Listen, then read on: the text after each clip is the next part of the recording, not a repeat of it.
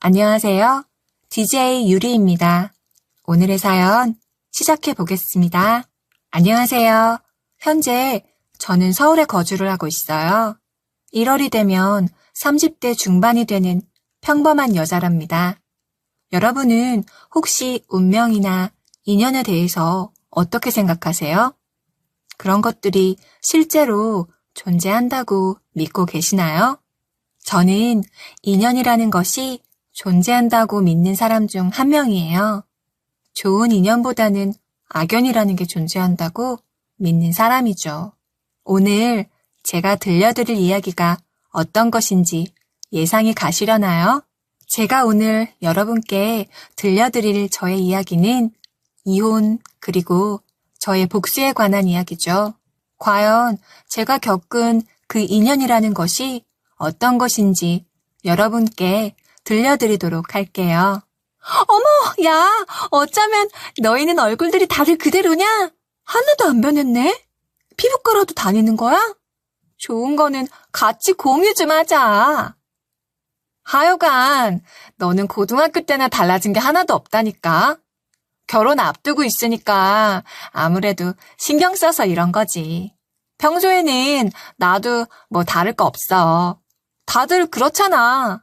저와 제 고등학교 3학년 같은 반 친구들은 1년에 한 번씩은 꼭 동창회를 했어요. 늘 즐겁고 언제 봐도 어제 본 것처럼 유쾌한 동창회였죠. 하지만 그날만큼은 달랐어요. 민지 형, 너 이제 수연이한테 세연이라고 해야 하는 거냐? 너무 웃긴다. 너희들 진짜. 쟤네는 고등학교 때 그렇게 앙숙이더니만 어떻게 이렇게 인연이 되나 몰라. 시끄러워 기집애들아. 나는 절대 그렇게 못해. 웃기고 있어 진짜. 민지 형, 제가 자기 오빠가 수연이 따라다닌다고 수연이 더 싫어했었잖아. 자존심 상한다고. 지영아, 서런 마음은 어떻게 할 수가 없는 거라니까는. 결국엔 이렇게 되잖아. 그 동창회 자리에는 가족관계로 얽히게 된 사람 2명이 있었는데 그게 저와 또 다른 동창이었어요.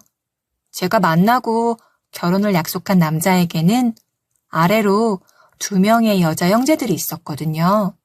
참 희한한 인연인지 그중에 셋째 여동생이라는 여자애가 저랑 고등학교 동창이었어요.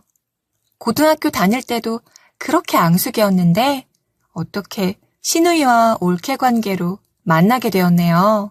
그럼 그냥 그렇게 됐구나 하고 유쾌하고 쿨하게 받아들이면 되는 것 아닌가요? 그런데 이 기집애가 학교 다닐 때 저한테 매번 지던 게 한이 되었던 건지 동창회 자리에서도 진상짓을 떨었어요. 내가 미쳤다고 이 계집애한테 새언니라고 부르냐? 절대 안 해. 하여간 박민철 그 자식은 어릴 때부터 여자 보는 눈이 없다만 진짜 한결같이 보는 눈 없어. 야, 나 너한테 절대로 새언니라고 안 할 거야. 알아? 네 마음대로 해라. 내가 언제 너한테 나보고 새언니라고 부르라고 했어? 나도 너한테 아가씨라고 부를 생각 없거든. 그러니까 네 마음대로 해라. 자기야말로 3살 버릇 80까지 간다고 무조건 우기고 버티고 보는 그 성질머리 어지간했죠. 그러든 말든 저는 그래, 네 마음대로 해라 하고 무시했어요. 그렇잖아요. 저도 굳이 그 기집애한테 새언니 소리 듣고 싶지도 않았거든요. 차라리 서로 호칭도 부르지 말고 아예 말도 섞지 않는 게 낫겠다 싶었어요. 그런데 신우이라는 인간은 시큰둥한 제 반응에 뿔이 났던 것인지 저 때부터 술을 엄청나게 퍼마시기 시작하더라고요. 그러더니만은 얼마 있지 않아 혼자서 술이 머리 끝까지 취해서 대뜸 다른 사람이 되기 시작했어요. 엉엉 울면서 술집 스테이지로 가더니 마이크를 잡더군요. 야, 너희들 이거 찍어라. 꼭 남겨. 야, 지수연. 내가 솔직히 말해서 말이다. 너 엄청 재수없어 있어. 알아? 이 기집애야. 너는 왜 예쁜데 공부도 잘하고 취업도 잘하고 너 진짜 부러워. 알아? 어머머, 야, 너 왜 그래? 그만하고 내려와. 어? 너 나중에 어떻게 감당하려고 그래? 아니야. 그래, 사실 내가 너한테 자격지심 있어서 그랬다. 그런데 내가 오늘부로 다 풀 거야. 그러니까 너 결혼할 때 나 명품 가방 하나 사줘라. 내가 그게 너무 갖고 싶다. 새언니, 가방 사주세요. 와우, 정말 대단한 인간 아닌가요? 분명히 죽어도 새언니라고 부르지 않겠다고 할 때는 언제고 셔넬 가방 사달라고 저한테 새언니 소리를 그날 술자리 끝날 때까지 했어요. 사실 그 당시까지도 동창이자 시누이인 그 인간은 취업도 제대로 못하고 빌빌거리고 있었거든요. 뭐 그래도 취업을 하기는 했었는데 자격증을 죄다 허위로 써서 잘렸어요. 겁도 없죠? 그 뒤로 그쪽에 소문이 난 것인지 취직도 못하고 있었어요. 그러던 그 와중에 허영심은 있어서 저한테 가방 사달라고 난리도 아니었네요. 결국은 그날 동창회에 왔던 친구들은 모두 그 영상을 갖게 되고 말았죠. 저 역시도 말이에요. 야, 너 그거 영상 당장 지워라. 어? 그거 너 내 사생활 침해한 거야. 알지? 당장 지워. 내가 왜? 영상 못 봤어? 네가 나랑 애들한테 무조건 영상으로 찍어서 남겨두라고 네 입으로 말했어. 그런데 그게 왜 사생활 침해야? 네가 자발적으로 올라가서 혼자 떠들어댄 거야, 그날. 다음날 신우이는 술을 다 깨고서 저와 다른 동창들에게 그 영상을 지워달라고 했지만 저는 저의 무기로 그 영상을 갖고 있어야 했기에 죽어도 안 지웠어요. 그렇게 하룻밤의 화해는 순식간에 끝이 나고 여전히 신우이이자 동창인 그 인간과 앙숙인 상태로 저는 결혼을 하게 되었어요. 이렇게 쭉 이야기를 하다 보니 상견례 당일날도 생각이 나네요. 상견례 당일 신우이는 저희 아빠한테 아주 호되게 혼이 나고야 말았어요. 수연이, 너 우리 오빠한테 잘해라. 우리 오빠 진짜 인기 많았거든? 솔직히 말해서 조건 좋은 사람들도 많았어. 그런데 우리 오빠가 워낙에 지고지순한 사람이잖냐. 답답해서 진짜. 아무튼 너 우리 오빠한테 잘해? 상견례 식사 자리에서 신우이가 저딴 식으로 이야기를 했어요. 인원이 많다 보니 테이블도 길고 해서 방심을 한 거겠죠? 자기 딴에는 제 앞에서 바로 이야기를 하니 다른 어른들한테 들리지 않을 것이라고 생각했었나 봐요. 그런데 신우가 한때나마 뮤지컬 해보겠다고 노래를 배워서인지 목청이 좋았던 게 긴 꼬리가 된 것이었죠. 신우이의 그 목청 좋은 소리를 저희 아버지가 들으신 거 아니겠어요? 당연히 시부모님도 그 소리를 들었죠. 식사 자리에 있던 모든 사람이 다 들었기에 순식간에 정적이 흘렀어요. 다들 어찌할 바 모르고 있는데 저희 아빠가 허허허 웃으면서 신우한테 한 방을 날려주셨죠. 지영이는 학교 다닐 때도 그렇게 반 친구들 괴롭히더니 아직도 그 벌은 못 그쳤니? 세연이한테 너라니. 그리고 조건으로 사람 따지는 건 어디서 배운 거니? 사돈, 우리 지영이가 아직도 고등학교에 머물러 있네요. 예, 선생님. 아니 사돈. 저희가 이 녀석 가정교육을 더 제대로 해야 했던 건데 아직도 철딱서니가 없습니다. 아가, 미안하다. 내가 대신 사과하마. 사돈, 이 녀석 얼마든지 나무라셔도 됩니다. 정신머리가 없으면 나이 먹어서도 혼나야죠. 사실 기막힌 인연이라는 건 신우이와 제 관계에서만 형성된 것이 아니었어요. 저희 아버지는 저랑 신우가 다니던 고등학교 선생님이셨죠. 신우가 학교 다닐 때 사고를 하도 쳐서 시부모님이 우리 아빠한테 자주 찾아와 상담하고는 했었는데 커서도 신우가 그러니 시부모님도 얼굴이 시뻘개져서 그 자리에서 시누이 나무라고, 시누이는 입이 대빨 나와서는 그 자리가 끝날 때까지 아무 말도 하지 않았어요. 남편 역시 시누이한테 핀잔을 주었죠. 야, 민지영, 너는 좀 가만히 있어. 오빠 망신 시키지 말고. 장인어른, 장모님 정말 죄송합니다. 자기야, 미안해. 얘 철딱선이 없는 거 알잖아. 한 번만 좀 이해해줘. 그럼 내가 다 이해하지. 원래 지영이가 학교 다닐 때도 철이 없어서 애들이 동생 같다고 예뻐라 하고 그랬었어요. 저는 괜찮으니 신경 쓰지 마세요. 정말 괜찮아요. 시누이가 저렇게 나와도 저는 별 상관없었어요. 그냥 나이만 먹었지. 한참 어리구나 라는 생각이 드는 애였으니까요. 그리고 어차피 둘째 시누이는 해외에 살고 있었고 셋째 시누이는 저희 부부가 결혼식하고 나서 뭐 자기 머리 식힐 거라며 제주도 1년 살다 온다고 했기 때문에 부딪힐 일 없을 거로 생각해서 그냥 웃어 넘길만 했죠. 더 얽힐 일이 없을 거로 생각했기 때문에 말이에요. 하지만 운명은 저를 그렇게 가만히 두지는 않았어요. 앞에 펼쳐질 일도 모르고 저는 행복하게 결혼식을 올렸죠. 아이고 죄송해요 사모님. 이게 날씨 따라서 냄새가 잘 빠지냐 안 빠지냐도 달려있고 점성 같은 것도 차이가 있어서 말이죠. 장마 기간이었던 터라 마루 시공에 보수가 필요해서요. 한 달만 좀 양해 부탁드리겠습니다. 원래라면 완공이 되어서 진작에 신혼집에 들어갔었어야 했지만 그러지 못했어요. 리모델링한 것에 보수가 필요해서 한 달 정도 남편과 저는 각자의 본가에서 생활할 수밖에 없었죠. 그것도 뭐 나쁘지 않았어요. 평생 같이 살 건데 고작 한 달 더 늦게 산다고 해봤자 문제될 것은 없었으니 말이에요. 그러던 중 시어머니가 저를 따로 보자고 하시더라고요. 꼭 할 말이 있으니 혼자서만 좀 나와달라고 말이에요.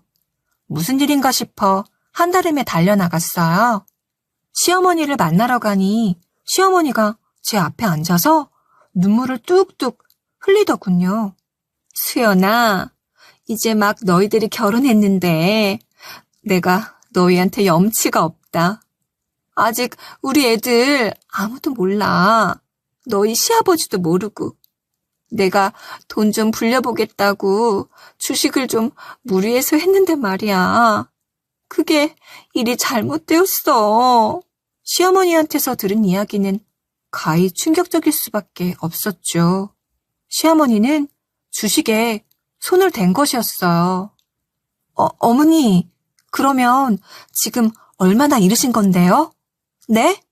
그게 초반에 잘 올라가고 수익이 나고 하니까 이게 좀 될 것 같더라고. 그래서 내 앞으로 대출 먼저 받아서 넣었었어. 그런데 거기서부터 마이너스가 계속 나길래 사람들이 그때 잘 넘기면 좋다고 해서 내가 좀 더 일을 벌렸어. 시어머니는 당신 앞은 물론이고 대출이 나오는 시아버지 앞으로까지 대출을 받았던 것이었죠. 집 담보대출까지 말이에요. 계속되는 마이너스 상황에서 어떻게든 메꿔보겠다고 거기다 대부업까지 손을 댔는데 거기에는 또 제 남편 이름을 넣었다고 하셨어요. 그 말을 듣는데 정말 아찔했습니다. 그래서 내가 너희 시아버지 앞으로 있는 거 처분해서 무조건 너희들한테 피해 안 가도록 하려고 하거든. 네 남편 앞으로 있는 빚부터 정리할 거야. 그래야 너희한테 피해가 안 가지. 그래서 말인데 이따가 너희 시아버지 올 거거든. 네가 옆에 있으면 그 양반이 덜 화낼 것 같아서 정말 미안하다. 그럼 아버님은 언제 오시는 건데요? 어머니, 대체 왜 그러셨어요? 시어머니가 저를 불렀던 건 시부에게 모든 진실을 이야기하려 하는데 너무 무서우셔서 그러셨다고 했어요. 시아버지도 성격이 칼 같은 분이신지라 그런 걸 좋게 넘어갈 분이 아니셨거든요. 일단 시아버지가 갖고 계신 걸 처분하면 남편 앞으로 있는 빚은 처분을 할 수 있다니 저는 당연히 시아버지가 오시는 걸 기다릴 수밖에 없었어요. 그리고 잠시 뒤 아무것도 모르는 시아버지가 도착하셨죠. 뭐? 당신 지금 나한테 농담하는 거지? 응? 이 사람아, 그런 농담은 농담으로라도 하지 마라. 말이 씨가 되는 거야. 수연이 앞에서 못하는 소리가 없네, 이 사람이. 저 아버님, 어머님이 말씀하시는 거 농담 아니에요. 저도 오늘 와서 들었는데 어머님 말씀이 다 사실이더라고요. 아버님, 일단은 너무 화내지 마시고요. 여보, 내가 잠깐 미쳤었나 봐. 애들 결혼하고 나서 내가 부모로서 뭐 하나 제대로 해주고 싶어서 돈 욕심을 냈는데 당신도 알잖아. 사돈댁에서 애들 신혼집 해주시고 내가 계속 마음 안 좋아했던 거. 수연이한테 차라도 한 대 사주고 싶어서 그랬어. 아휴, 이 여자야. 겁도 없이 왜 그런 거에 손을 대? 손을 대기를! 아휴, 머리야. 시아버지까지 모든 상황을 알게 되셨고 한참을 아무 말씀 없이 앞에 놓인 냉커피만 벌컥벌컥 들이키시던 시아버지는 결심을 하신 듯 입을 여셨어요. 예, 수연아, 네 시어머니가 말한 대로 그렇게 하마. 대신에 혹시 몰라서 말이야. 너희 집 명의 그거 네 명의로만 해두는 게 안전할 것 같아. 정말 미안하다. 미안해. 그래, 그거 수연이 네 앞으로만 해두는 게 나을 것 같아. 어차피 사돈들께서 너희 살 집이라고 해주신 거니 수연이 네 앞으로 하는 게 사실은 맞는 거였지. 네가 배려해서 공동 명의로 한 거 우리가 다 알아. 네 시아버지 말대로 하자. 응? 여보, 정말 고마워요. 그래도 시아버지 참 멋지신 분이었던 것 같아요. 아마 저였다면 난리를 쳤을 것 같은데 시아버지는 시어머니의 마음을 이해한다면서 다 덮고 두 분이 알아서 빚을 처리하시겠다고 하셨죠. 우선순위로 남편놈 앞으로 되어 있던 대부업빚 먼저 청산하시겠다고 약속하셨어요. 그러면서 빚 때문에 우리 신혼집까지 위태로워질 수 있으니 명의를 제 앞으로만 해두라고 말씀을 하셨죠. 시부모님 말씀대로 신혼집을 우리 친정에서 해주신 거였던 터라 제 명의로 돌리는 것에 있어 어떤 어려움도 없었어요. 시어머니가 눈물을 뚝뚝 흘리면서 이야기하는데 당황스럽기도 하고 화도 나기는 했었죠. 시아버지가 결단을 내리신 것과는 별개로 말이에요. 저는 시어머니한테 단단히 선을 그었어요. 어머니 말씀하신 거 무조건 지키셔야 한다고 말이죠. 그렇게 시어머니와 저 그리고 시아버지 사이에 비밀이 생긴 것이었어요. 남편한테 얘기하면 그 자식은 또 신혼집 건드려서 자기 부모님 빚 갚자고 할 인간이라 이야기하지 않았고요. 그 인간 어지간히 장난병이 심하게 걸린 인간이었거든요.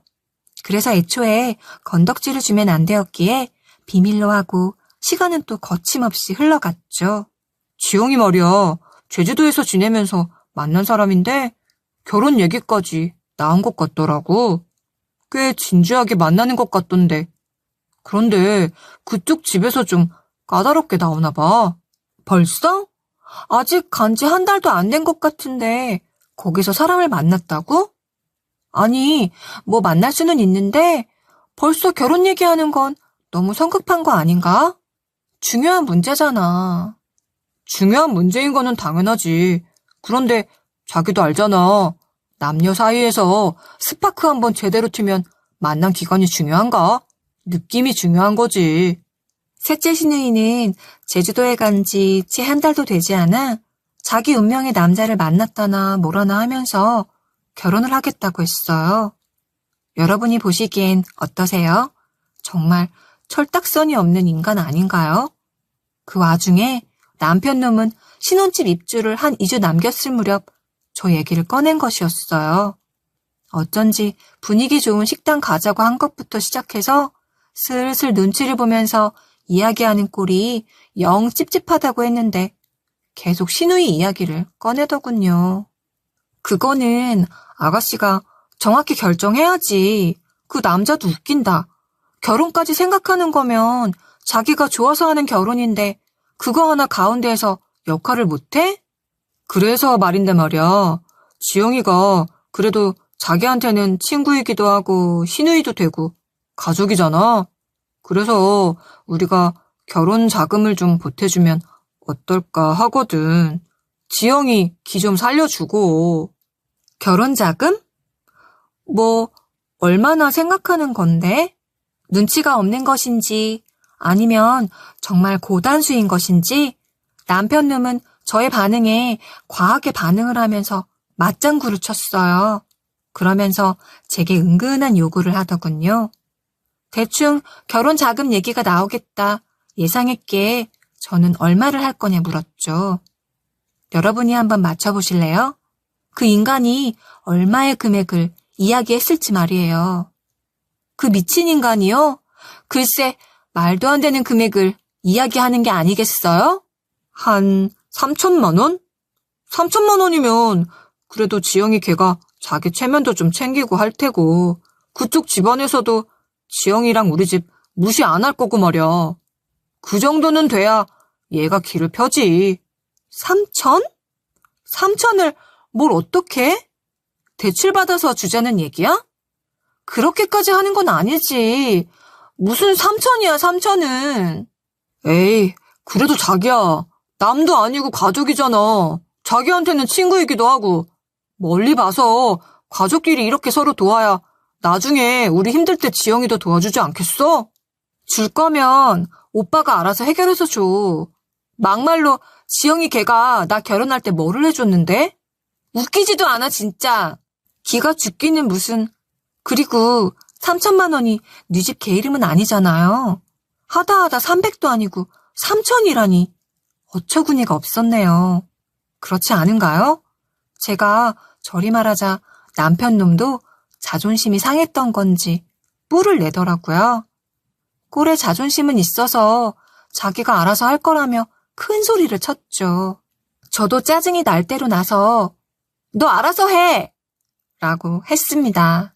그런데 그 인간이 알아서 한다는 게 그런 미친 행동일 줄이야.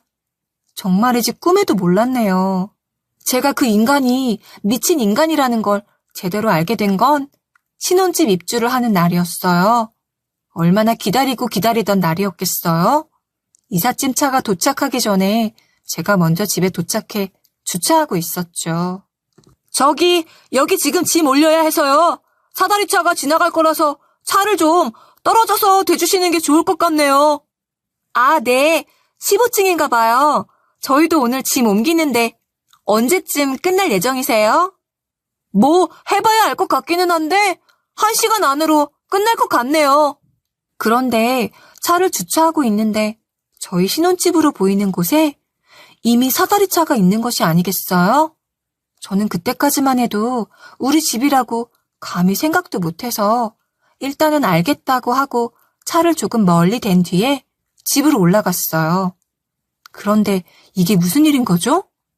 신혼집 입주날 신혼연애 이삿짐들이 다름 아닌 저희 신혼집으로 들어오고 있는 거였어요.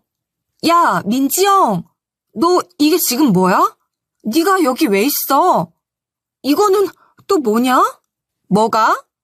나는 오빠랑 다 얘기한 거야. 그리고 너 신우이한테 너가 뭐냐? 개념 없게. 너희 아버지는 자식 교육 하나 못 시키시면서 왜 나보고 난리인지 모르겠다. 너무나 태연하게 이삿짐을 옮기고 가구 위치를 정하는 신우이를 보며 소리를 질렀죠. 그런데 신우이라는 것이 저를 힐끗 보더니 코웃음을 치는 게 아니겠어요? 어이가 없었죠. 오빠랑 다 얘기를 했다고? 기가 차서 그 자리에서 남편 놈에게 전화를 해봤더니 그 인간 아주 태연하게 이야기를 하더군요. 셋째가 갖고 싶대서 우리 집 빌려줬어. 어차피 내 명의잖아.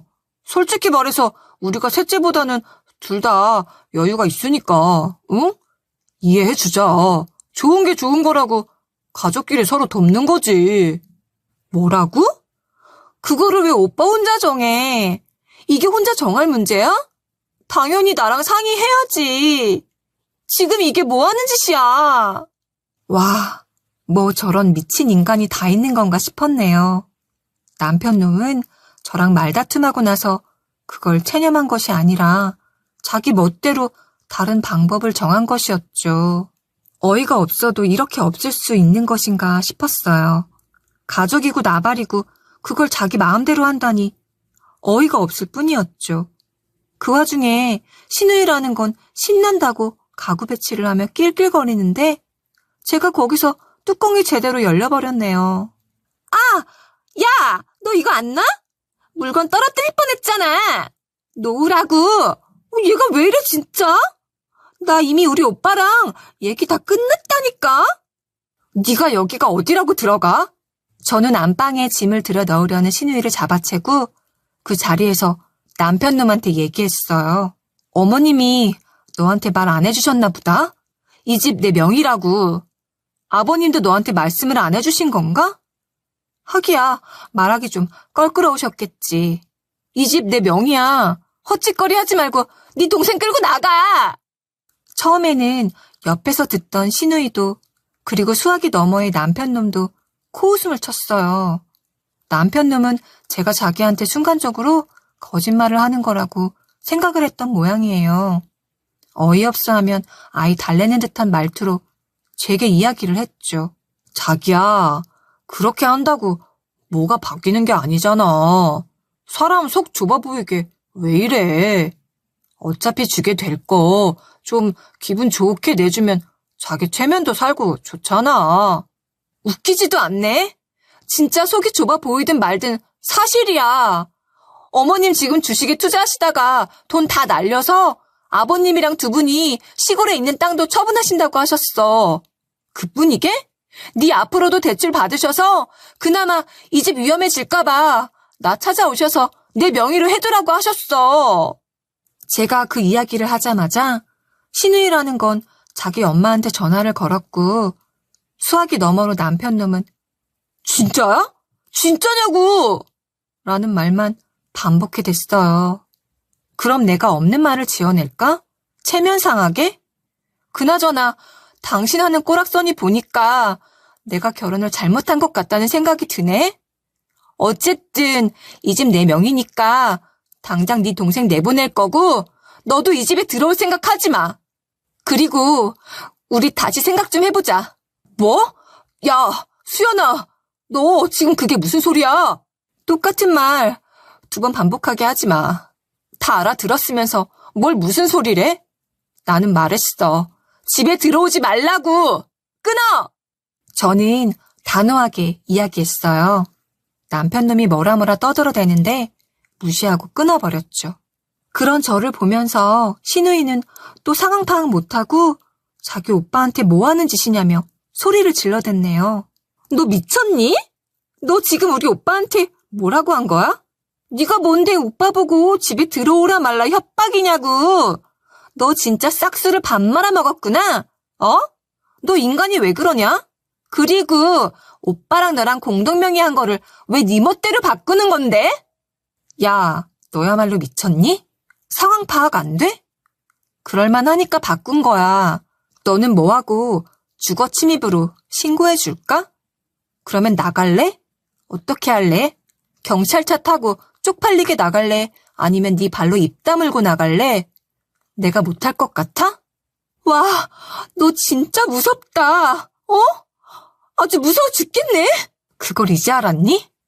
됐고 결정해. 어떻게 할 거냐니까? 좋게 나갈래? 아니면 경찰차 타고 어디 한번 개망신 당하면서 나가볼래? 나가, 안 나가? 나가라고!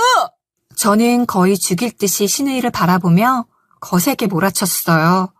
혼자 비아냥거리면서 맞받아치던 신우이는 주춤거렸고 이미 이삿짐 아저씨들은 철수할 준비를 하고 계셨죠.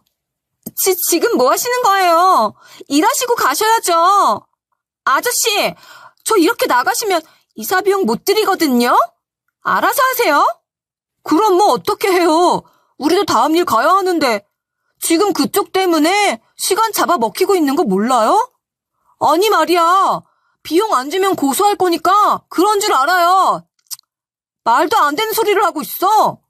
아저씨, 지금 또 내가 진짜 가만 안 둘 거야? 너 나중에 나랑 우리 오빠 앞에서 싹싹 빌 줄 알아?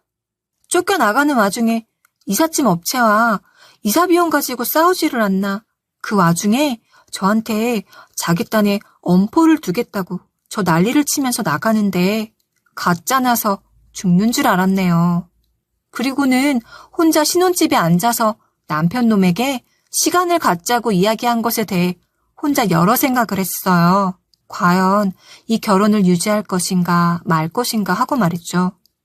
그 와중에 남편에 대한 마음이 있었기에 그 인간을 만나 이야기를 해봐야겠다는 결정을 내렸어요. 어떻게 할래? 네가 한 행동 그거 어떻게 주워 담을 거냐고. 야, 너야말로 네가 한 행동 어떻게 주워 담을래? 너 막말로 네가 나랑 이혼이라도 할 수 있을 것 같아?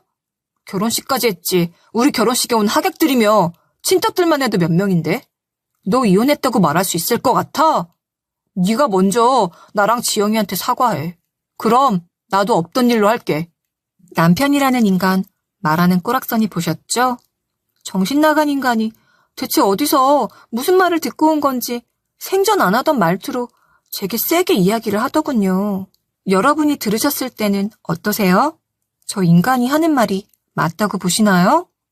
제가 남편놈이랑 신우이한테 사과를 해야 할 일일까요?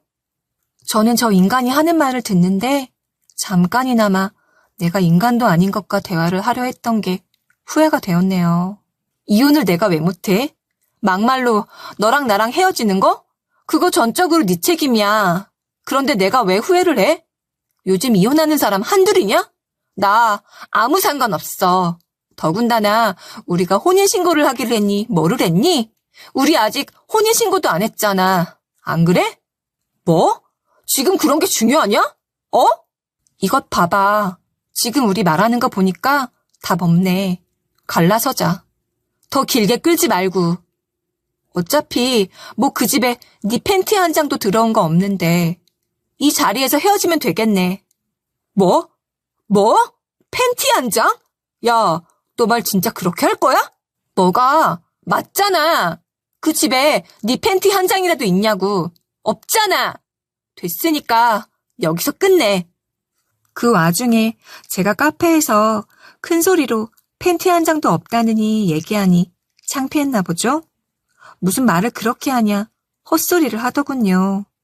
저는 이제는 끝이다 라는 말을 던지고 자리를 박차고 나왔어요. 그리고 바로 그 길로 부동산으로 달려가서 그 집을 내놔버렸어요. 리모델링한 게 아깝기는 했지만 그 집에서 혼자 살아봤자 안 좋은 기억만 계속 안고 살 것 같았거든요. 리모델링 싹 해놓은 데다가 집도 고층이다 보니 거짓말 안 하고 일주일 만에 집이 나가더군요. 그 일주일 사이에 남편 놈은 제게 꾸준히 연락을 해왔고요. 정말 이혼할 것이냐고 말이죠. 이 결혼, 이거 사실혼이야. 내가 동의 안 하는데 어떻게 헤어져? 나 출장 마치자마자 우리 신혼집으로 갈 거야. 일단 만나서 얘기해. 이미 끝난 거를 왜 자꾸 같은 소리 반복하게 하는 건데? 나는 너랑 할 얘기가 없다니까? 그리고 나 그 집 내놨어. 가봤자 소용없고 나한테 제발 연락하지 마. 하다 그런 거짓말을 하냐? 장인어른이랑 장모님이 얼마나 고지식한 분들인데 네가 나랑 헤어지는 걸 그냥 두고 보셨다고? 그걸 지금 나보고 믿으라는 거야? 됐고 나 서울 가면 그때 만나서 얘기해. 말이 안 통하는 인간이었어요.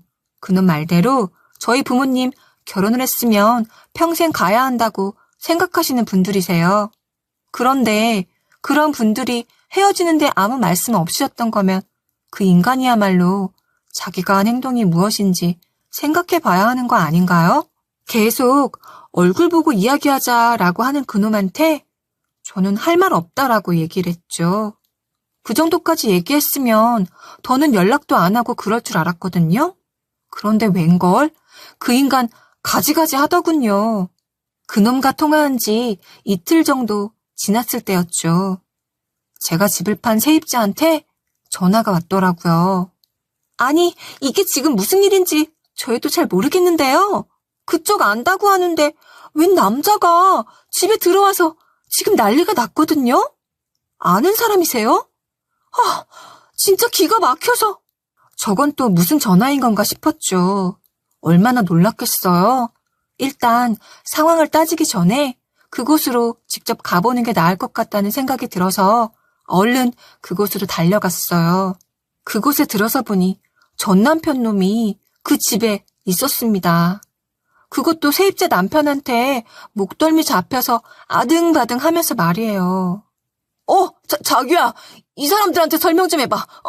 너 진짜 이 집 판 거였어? 너 진짜 이럴 거야? 조용히 안 해? 아니, 이분이 갑자기 들이닥쳐서 얼마나 놀랐는지 몰라요. 자꾸 뭐 이전 주인이랑 아는 사이라면서 우기는데 어이가 없어서 연락드렸어요. 저희 와이프 거의 혼절할 뻔했다고요. 네, 그랬어요. 그놈은 세입자 부부 중에 부인이 장을 보고 들어가는 모습을 보면서 그게 저인 줄 알았던 거죠. 제가 연락도 안 받고 비밀번호도 바뀌어 있고 하니까는 계단에서 기다리고 있다가 제가 집에 들어가는 것 같아서 그대로 현관문을 따라 들어선 것이었네요. 그러면서 그 여자분이 소리를 지르니 안방에 있던 남편분이 나왔고 그 정신 나간 놈은 걸레짝 마냥 너덜너덜해진 것이었죠. 아저씨가 한 짓 그거 범죄예요. 알아요? 내가 아까 얼마나 놀란 줄 아냐고요? 이것 보세요.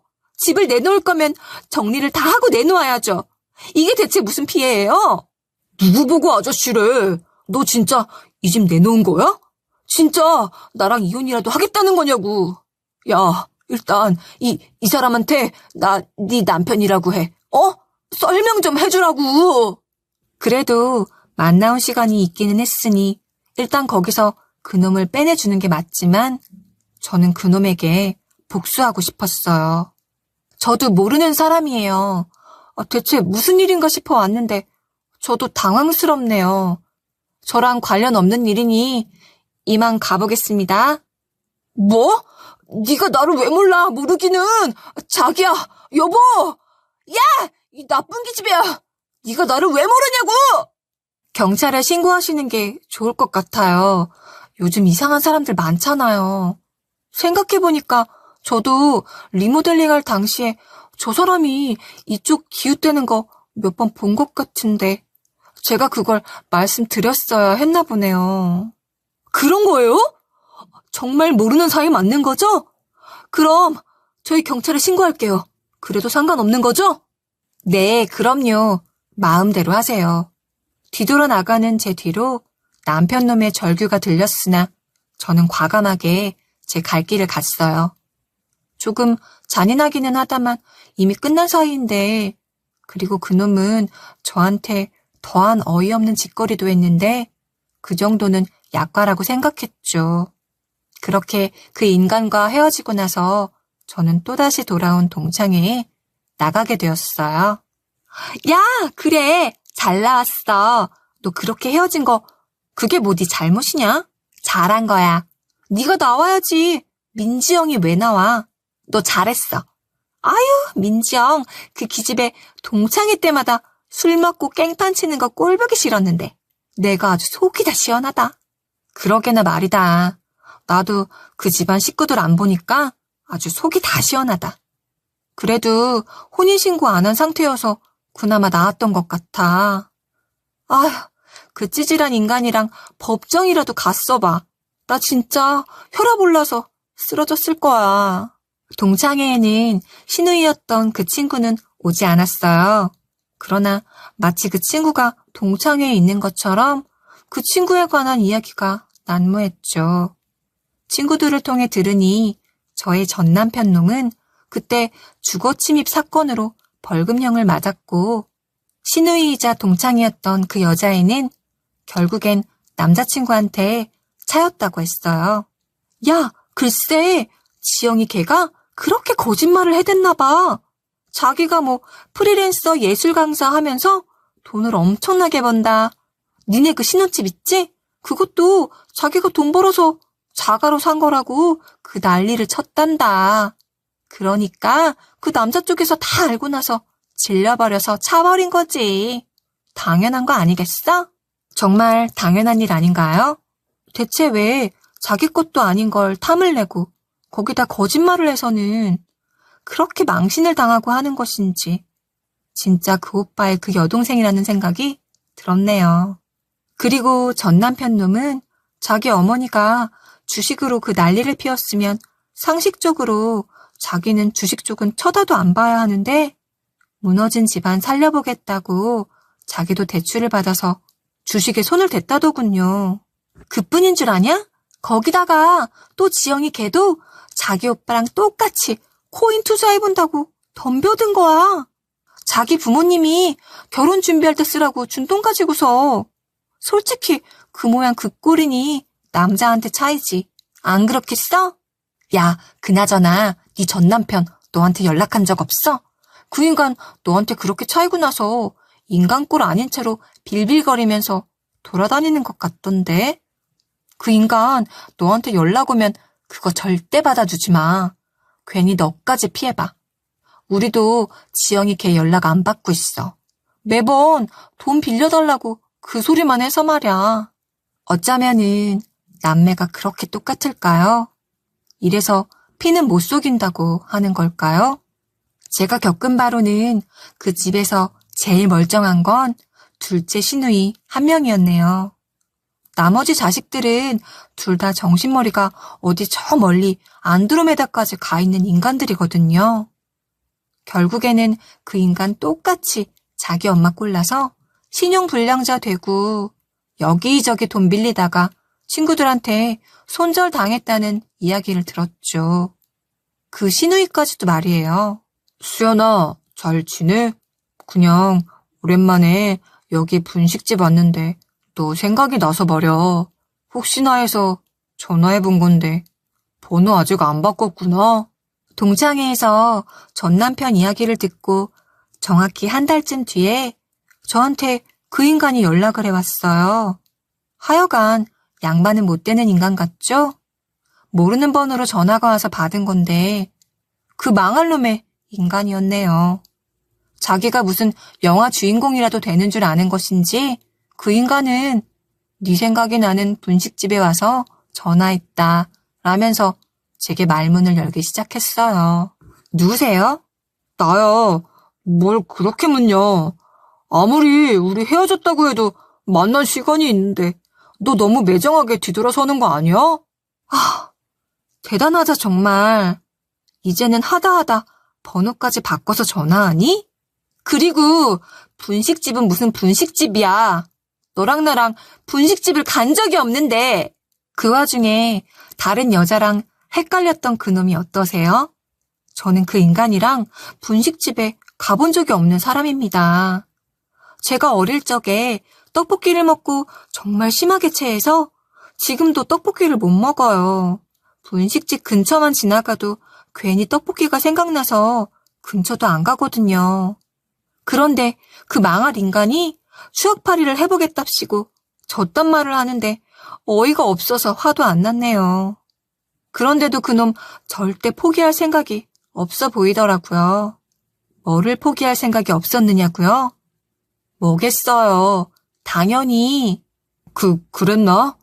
저기 수연아, 내가 너한테 이런 말 하는 거 정말 염치 없는 거 아는데 내가 전에 말했던 위자료 있잖아.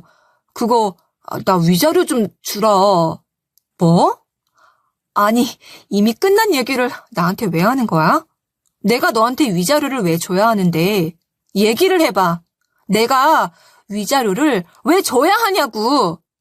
왜냐니 네가 먼저 나한테 이혼하자고 한 거고 솔직히 말해서 네가 나한테 막말하고 그때 그 집에 들어갔을 때도 네가 나 모른 척해서 내가 벌금까지 먹었어. 그런데 네가 나한테 잘못한 게 없다고? 참네. 분식집 뭐? 분식집 같은 소리하고 앉아있네. 그럼 그렇지. 너 같은 인간이 나한테 전화하는 이유가 뻔하지. 야, 너는 자존심도 없니? 너랑 헤어진 여자한테 연락해서 그딴 소리가 하고 싶어? 네, 그 인간이 저한테 연락했던 이유는 다름 아닌 돈 때문이었어요. 그 인간은 헤어지는 상황에서 저한테 여러 번 위자료 이야기를 했었죠. 그때도 위의 말처럼 네가 먼저 나한테 헤어지자고 하는 것 아니냐. 우리는 사실혼이라 위자료를 줘야 한다.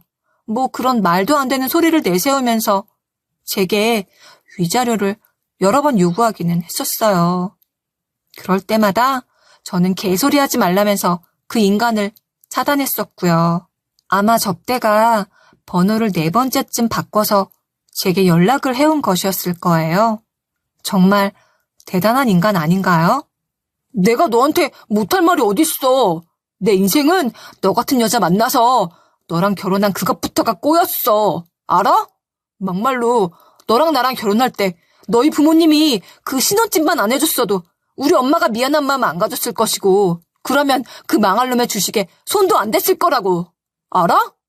정신 나간 소리 아닌가요? 아니, 남 탓을 하려거든 좀 정도껏 해야죠. 자기 어머니가 주식을 한 것도 자기랑 자기 여동생이 주식을 하게 된 것도 빚이 생겨나서 자기가 신용불량자가 된 것도 다 저랑 저희 부모님 탓이랍니다. 정신이 나가도 제대로 나간 거죠. 그걸 지금 말이라고 하는 거야? 우리 부모님이 신혼집 해준다고 했을 때 좋다고 입 해벌쩍 해가지고는 첫 시작부터 좋은 데 살아야 일이 잘 풀린다는 그딴 개소리 하면서 좋은 아파트 구하겠다고 그 더운 날씨에 나 끌고 다닌 게 너야. 알기나 해? 그런데 뭐? 인제 와서 니네 집안이 그렇게 된 게 나랑 우리 부모님 탓이라고? 너 진짜 머리가 어떻게 된 거 아니니? 그래, 그럼 머리가 어떻게 됐나 보다. 아니냐? 어차피 네 말이 다 맞는 거잖아. 야, 됐으니까 너 나한테 위자료 내놔. 이번이 진짜 내가 너한테 마지막 기회 주는 거야. 네가 위자료 안 주잖아? 나 그럼 변호사 선임할 거야. 알아? 변호사? 그래. 제발 좀 변호사 선임해라. 선임해. 네가 변호사 선임하면 나는 뭐 못할 것 같니? 그나저나 너 당장 생활비도 없는 것 같은데 변호사는 또 어디서 구하게? 또 대출 받을 거니? 받을 대출은 있고 정신 차려 이 개자식아. 적어도 네가 나한테 이렇게까지 하면 안 되는 거야. 알아? 개소리하지 말고 꺼져. 꺼지라고! 저는 정말이지 제가 할 수 있는 모든 욕, 제가 알고 있는 가장 거세고 거친 말을 다 동원해서 그 자식한테 욕을 한 바가지 해주었어요. 그리고는 바로 차단해버렸습니다. 그런데 그러고서 얼마 안 있다가 제 앞으로 고소장이 날라왔더라고요. 그 인간이 저를 고소한 것이었어요. 저랑 저 통화를 하면서 통화 내용을 녹음하고서는 그걸 걸고 넘어진 것이었죠. 제가 뭐 자기한테 폭언을 해서 지가 심리적으로 큰 충격을 받았다나요? 아주 웃기지도 않아요. 그리고 저는 더 놀라웠던 게 저런 거로도 고소가 되는 것도 신기했습니다. 그럼 저라고 가만히 있나요? 업무적 특성상 저는 늘 통화 내용을 다 복귀해야 하기 때문에 아예 통화를 함과 동시에 자동 녹음이 되는 어플을 설치해 두었어요. 저한테도 그놈이 여태껏 모르는 번호로 전화를 걸어와서 했던 끊임없는 금전적 요구와 스토킹에 근접할 만큼 지속적인 연락에 대한 증거가 있었죠. 저도 똑같이 그걸 걸고 넘어져서 그 인간한테 고소장을 날렸어요. 너나 나나 서로 다 큰 성인들끼리 이런 일을 감정적으로 처리하는 거는 좋지 않은 것 같다. 내가 너한테 이제 연락 안 할게. 그러니까 우리 서로 합의 보자. 그러면 되는 거 아니야? 그 찌질한 놈 자기 앞으로 고소장이 날라오니까 그걸 보고 덜컥 겁이 난 것인지 제게 또다시 연락을 해왔습니다. 또 다른 번호로 말이에요. 대체 어떻게 그렇게 번호는 자주 바꿀 수 있는 건지 그것도 신기했네요. 아무튼 그러면서 제게 서로 합의를 보자고 하는데 아주 어이가 없었습니다. 제가 미쳤나요? 그런 인간한테 합의를 해주게요? 나는 너한테 합의할 생각 없어. 나야말로 너 때문에 정신적 피해 입은 게 얼마고 너 같은 인간이랑 결혼 그거 한 번 하고 나서 얼마나 인생이 피곤해졌는지 몰라. 그거 알기나 하니? 네가 먼저 시작한 거야. 한번 해보자. 그러고 나서 제가 번호를 바꿨어요. 업무로 전화 올 곳이 많아 정말 바꾸고 싶지 않았는데 번거로움을 감수하고서라도 그 인간이랑 아예 상종조차 안 하고 싶었거든요. 그렇게 제 번호까지 바꿔버리고 나서 저는 그 인간에 대한 고소를 계속 이어나갔어요. 결국 그 인간 저한테 2번 다시 연락하지 않고 2번 다시 찾아오지 않겠다는 각서를 경찰서에 남겨두고 나서야 제 곁에서 사라졌습니다. 정말이지 지긋지긋한 인간 아닌가요? 그래도 저렇게까지 해서 저 인간과 인연을 끄는 게 저는 정말 잘한 일이라고 생각해요. 그 인간과 헤어진 건 더더욱 잘한 일이라고 생각하고 말이에요. 그 인간과 그때 안 헤어졌다면 결국 그놈 빚이 제 빚이 되었을 테니 말이죠. 그리고 인성이 그렇게나 바닥인 놈과 살아봤자 제 인생에 상처만 가득했을 테니 말입니다. 제 이야기는 여기까지예요. 짧은 결혼 생활, 강렬한 이혼을 겪은 제 이야기 어떠셨나요? 정말 다이나믹 그 자체죠. 힘든 시기 겪어냈으니 이제는 제 앞에 꽃길만 펼쳐질 거로 생각해요. 그럼 여러분의 앞길에도 꽃길만 펼쳐지기를 바라면서 이만 오늘의 이야기를 마치도록 할게요.